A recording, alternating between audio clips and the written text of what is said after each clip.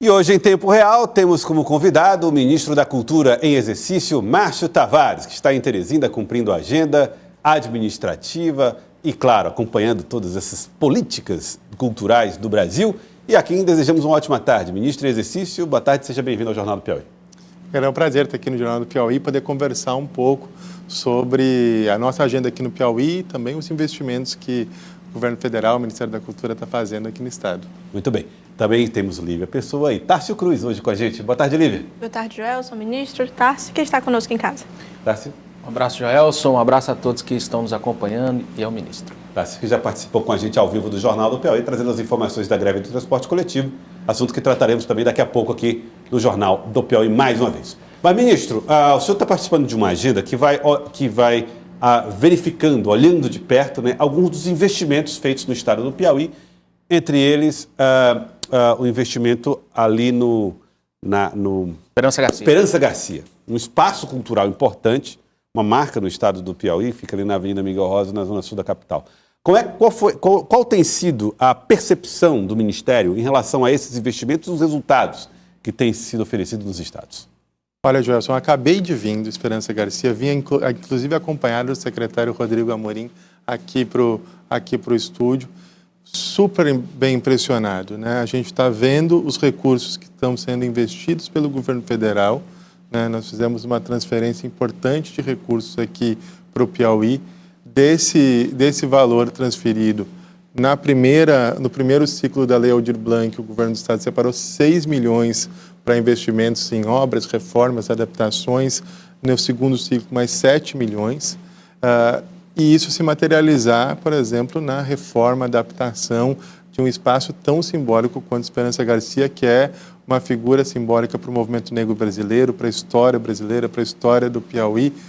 Poder ser feito numa parceria federativa, né, governo federal, governo do estado, é extremamente gratificante, e isso está acontecendo no interior aqui do Piauí, mas pelo Brasil inteiro, né? Nós estamos fazendo desde 2023 o maior investimento em cultura no Brasil, e desde o começo desse ano a gente tem visto isso se materializar em iniciativas concretas. São peças de teatro, são iniciativas de fomento, livros publicados e são obras realizadas que vão fazer a diferença aí no acesso à cultura dos brasileiros e das brasileiras. Ministro, outra agenda que o senhor terá hoje será em relação ao espaço cultural Mestre Dezinho, que tem uma atenção maior à arte santeira, também ao artesanato.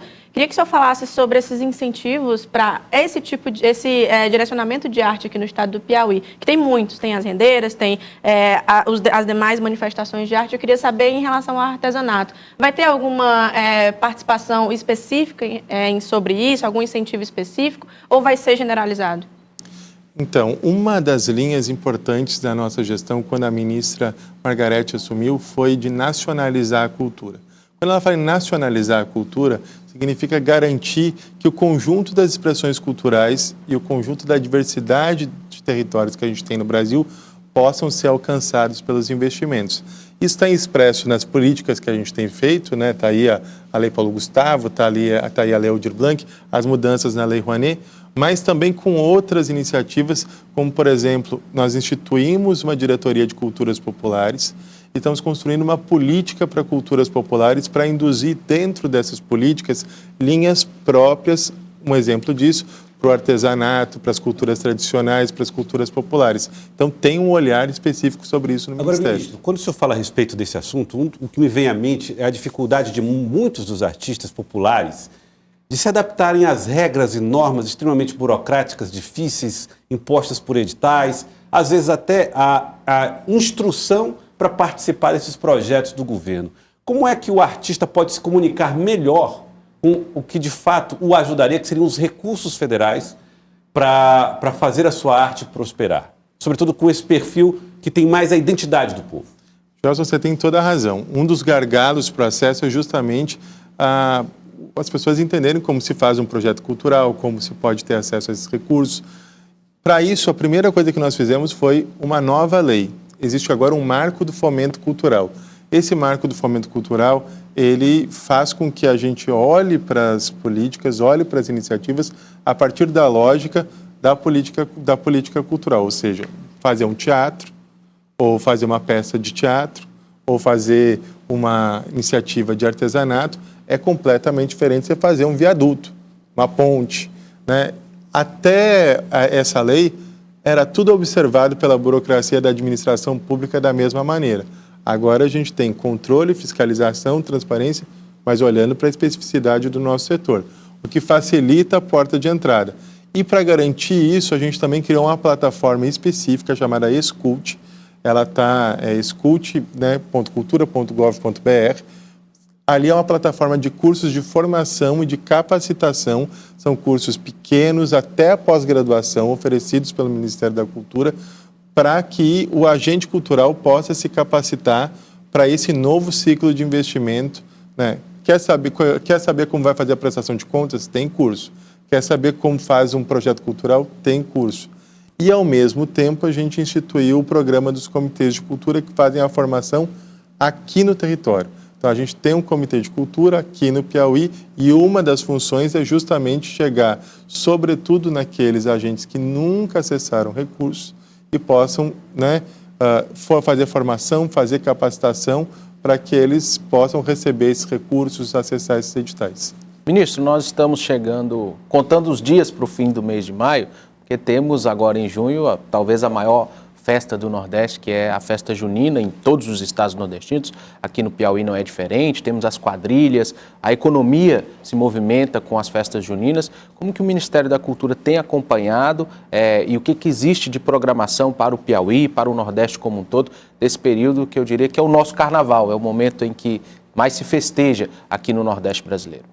Não, sem dúvida nenhuma, as festas juninas são uma das festas, né, mais conhecidas e reconhecidas do Nordeste e uma das que tem o maior resultado do ponto de vista de identificação da comunidade com a festa, mas também de resultado econômico dessas festas, né, com impacto, gera emprego, renda, para muita gente que trabalha, seja na quadrilha, seja nas iniciativas de arte, mas até quem está na barraquinha, quem está formando, quem se prepara para participar. Então, a gente tem investido muito através de emendas parlamentares, através de iniciativa direta e através das leis da cultura nas festas populares.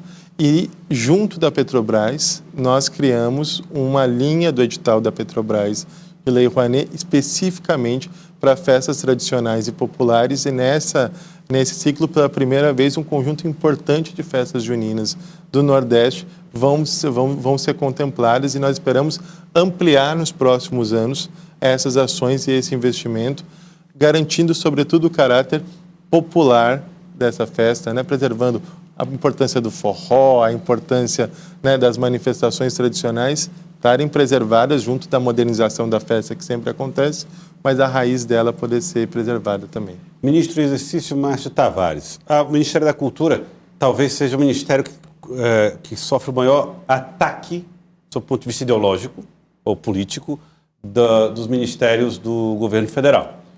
Primeiro, porque para alguns a cultura não é uma prioridade. Segundo, porque há um desgaste de leis como Lei Rouanet, Lei Paulo Gustavo, que acabam, segundo os críticos, né, escolhendo o viés ideológico dos incentivos que são recebidos. E, às vezes, até alguns investimentos que não são justificados. Enfim, como é que o Ministério está lidando com isso? Lembrando que esse ano é um ano pré-eleitoral, ano que vem tem eleições, e certamente esse tipo de discussão passará em breve assim, com maior rigor, com maior frequência. A gente fica sempre muito atento a esse conjunto de discussões. A gente tem um conjunto, né, de inverdades sendo noticiadas, muito sobre as políticas culturais, que nós temos tratado de desmistificar, sobretudo a respeito da Lei Rouanet. A Lei Rouanet tem 30 anos de existência, ela tem um conjunto de iniciativas que são importantes para vocês terem ideia, né?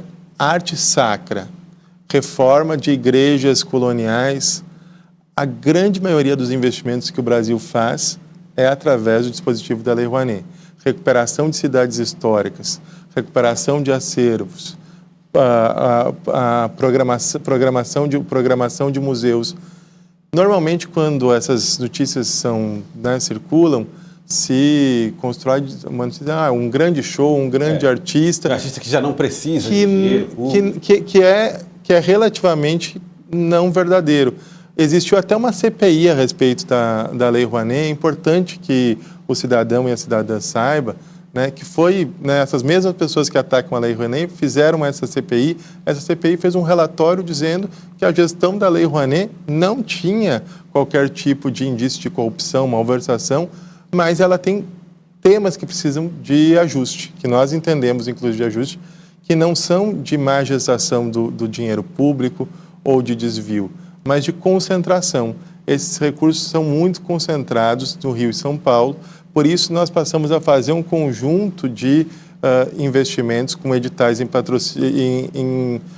colaborando com as empresas, e nós conseguimos aumentar em mais de 50% o investimento na região Nordeste, 250% na região Norte, mais de 30% na região Centro-Oeste, os investimentos nesse instrumento.